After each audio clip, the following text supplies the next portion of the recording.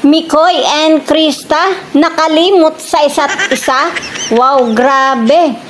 Pag-ibig nga ba ang dahilan ng kanilang pagkalimot? Grabe mga kalingap, at yan po ang nakakagulat po nating topic sa oras na ito. So samahan nyo na naman po ako at talaga naman pong nakaka-excite po at nakakagulat po ang mga pangyayari sa huling kabanata po ng part 13. Wag nyo pong palalampasin at tapusin ang bidyong ito dahil dito po sa topic na ito ay matutunghayan nyo po ang kakaibang pangyayari na talagang uukit po sa ating mga puso. So yan po ang ating pag-uusapan at bibigyang reaksyon.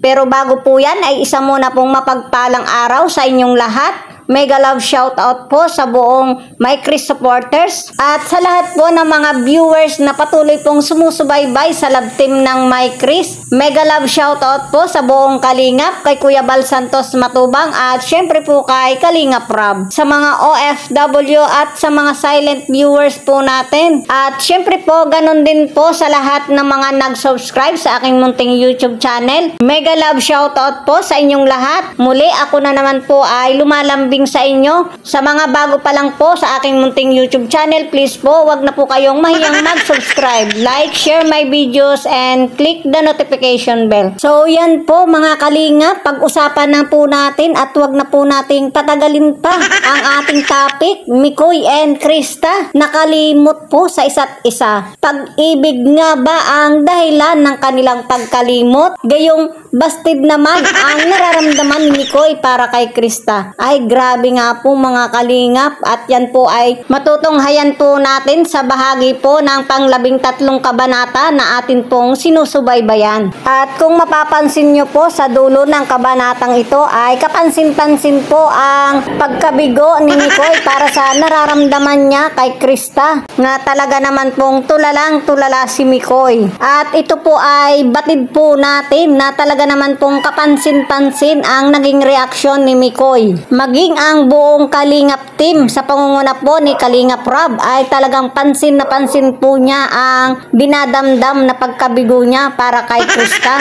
At habang mga kalingap na nagsisiyentimento ng nararamdaman si Mikoy ay talaga naman pong mapapansin po natin na si Krista ay naghahalo ng kanyang isang basong juice. Ayan po mga kalingap, pansin nyo po. At habang busy po ang buong Kalingap team ng My Chris, especially kay Kalingap Rob, sa pamimigay ng mga blessing na talaga naman pong sobrang daming dumating ng blessing para sa kanila. So, ayan po, dahil po sa pagod at uhaw, ay napansin po natin ang pag-inom ni Krista ng kanyang juice. Ay grabe mga kalingap, nakaka-excite po at nakakagulat ang mga susunod na mga pangyayari. Abangan nyo po at wag po kayong titigil hanggat hindi natatapos ang bidyong ito. At after po niyang uminom, so hinalo po uli niya. At utay-utay po niyang pinush papunta sa direksyon ni Mikoy. So ayun na ang Diyos, nasa tapat na ni Mikoy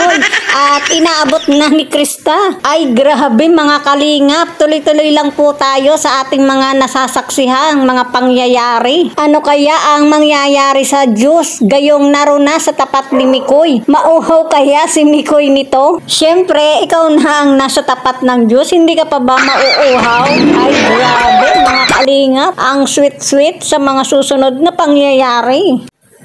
At ayan, muling hinalo ni Krista ang Diyos sa tapat na ni Mikoy. O diba mga kalingap, ang sweet-sweet naman ni Krista matapos niyang biguin si Mikoy. At ito naman si Mikoy, grabe, seryosong-seryoso sa mga pangyayari. Talagang dinamdam niya ang sagot ni Krista sa kanya. So, ayan na. Dahil sa kalungkutan, napansin ni Mikoy ang Diyos at kanyang hinahalo na ito. So, ano kaya ang susunod? Nauhaw din ba kaya ito na tulad ni Krista? Ha, Ate Ligaya? Ops, nakatingin pa si Ate Ligaya sa gawin ni Mikoy. At nag-iisip, matutuwa ba siya o mai-excite? So, yan na. Uminom na nga si Mikoy. Ay, grabe. Sinasabi na nga ba eh. Ay, nauhaw din si Mikoy sa mga pangyayari. Ay, grabe. Ano na ang nangyari sa isang baso na ininuman ni Krista at ni Mikoy? okay lang na mauhaw si Krista dahil meron siyang sariling baso na juice. Pero kung mauuhaw naman si Mikoy at dun iinom sa baso ni Krista, ay grabe. Yung bang parang may something na sila na pero medyo busted. Ay grabe, ano ba yan? So para po sa akin ay nakalimot lang po sila dala ng mga pangyayari. Tanging ang tunay na katotohanan na lamang po ang huhusga at abangan na lang po natin yan mga kalingap sa nakakakilig at nakaka-excite ng mga pangyayari sa My Kris. So hanggang dyan po muna ang aking update, ang kabuuan ng aking content. Sa bago pa lang po sa aking munting YouTube channel, please po subscribe, like and share and touch the notification bell. Muli, thank you for watching. Thank you so much and God bless us.